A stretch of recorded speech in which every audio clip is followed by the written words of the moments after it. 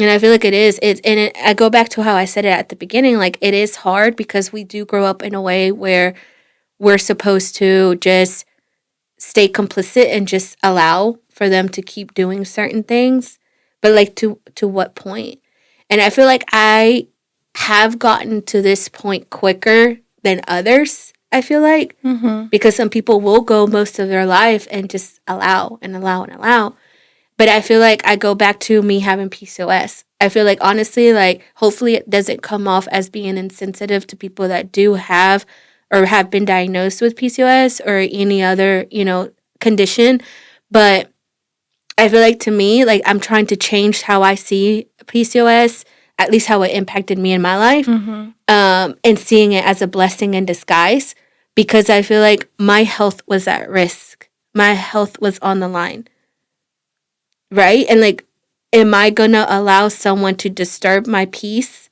Because with PCOS, like, being in high levels of stress already, like, that makes your, like, that condition even worse, like, your symptoms. So, like, why am I going to allow this from this person? And it's costing literally my life, my livelihood, my health. Mm-hmm.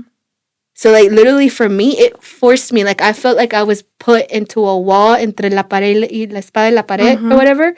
Or, like, I had to act in what is more important.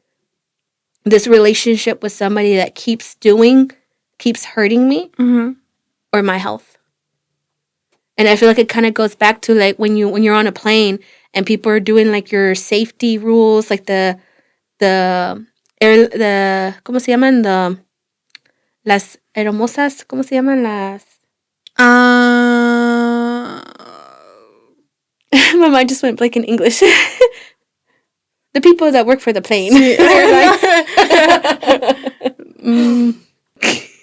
I don't know what you call it. My mind went blank. Okay, it's not that important. The flight attendant is telling you, put your mask on first before you help other people.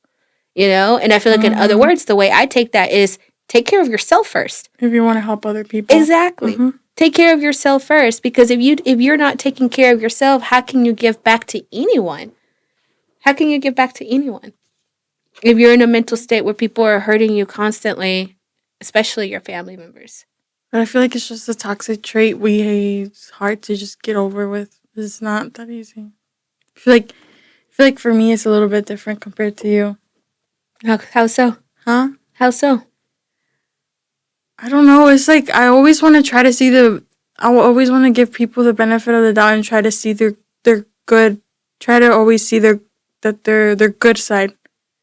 So I give them the benefit of the doubt. But it's not even once. I give them multiple times. And it's bad. But I don't know. I just always try to always give them the benefit of the doubt. And especially when it comes to family, because I'm like, oh, I know them. They wouldn't do that. And I feel like that's where it comes from, too. And you just keep on doing it and keep on doing it. Mm-hmm. So that's why I also get it why and why it's bad.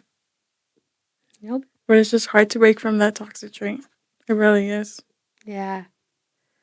Yeah. I feel like sometimes you're kind of forced into situations where you have to pick yourself before you can allow other things to happen or more things to happen. And unfortunately, we all learn at different paces. And I feel like that happens, and it's sad because I feel like I see it a lot too with, like, other family dynamics where the mother will stay, like, say it's a family dynamic and the mother chooses to stay with her husband, the father of her kids, just because, pues, ¿cómo van a crecer sin padre? Mm-hmm. Like, how are they going to grow up without a father? And, like, to me, that's so toxic too, because I feel like we worry too much on what people are going to say, but do people pay your bills? No.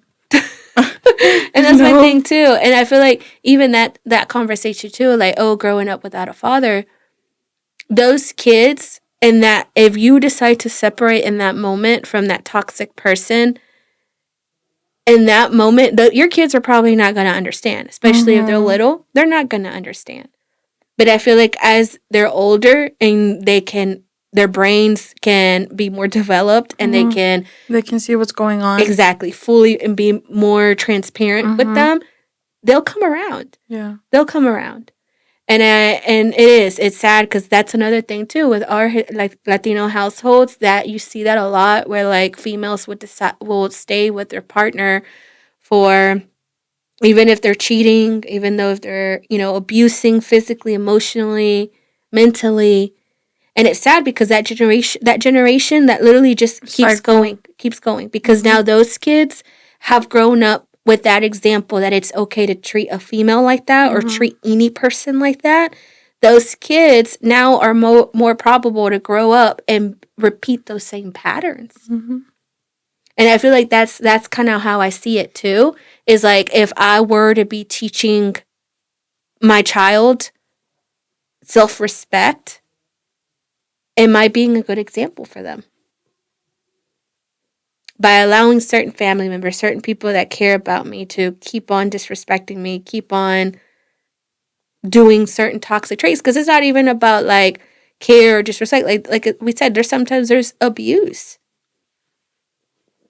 And I feel like, I don't know, because my mom has told me I'm too Americanada, I'm too Americanized. And it's sad that she sees it that way, right? Because setting boundaries should be something that we all do.